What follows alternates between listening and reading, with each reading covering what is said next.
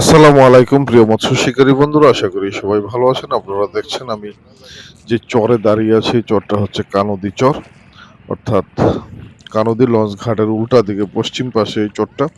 এই চরে যে গ্রামটা আপনারা দেখতে পাচ্ছেন, এটা 160 পরিবারের একটা এলাকা। অর্থাৎ এই চরের মধ্যে যারা বাস্তুহারা তাদেরকে সরকারিভাবে এখানে 160টা ঘর তুলে দেওয়া হয়েছে। এখানে শুধু 160টা পরিবারই বসবাস করে এই চরের মধ্যে, তাছাড়া আর কোনো লোক নাই এখানে, এবং খুব একটা ফসলাদিও এখানে করা হয় না। এই চরে যারা বসবাস করে তারা সবাই মাছ শিকারী, মাছ মারে।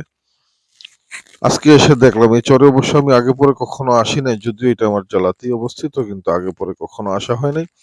আমার একজন ফলোয়ার আশিক ভাইয়ের সাথে আজকে আসলাম এখানে ফিশিং করার উদ্দেশ্যে। আশিক ভাইয়ের বাড়ি এই কানদী গ্রামে, অর্থাৎ কানদী গ্রামের কাছাকাছি ওনার বাড়িটা। উনি এখানে মাঝে মধ্যে ফিশিং করতে আসেন, তাই উনি আমাকে দাওয়াত করছেন, সেই সুবাদে এখানে আসা। দেখি এখানে কি হয়। আমরা একটা নৌকা ভাড়া নিয়েছি, এখন কোন স্পটে বসি সেটা অবশ্যই আপনাদেরকে দেখাবো। ভালো থাকবেন সবাই।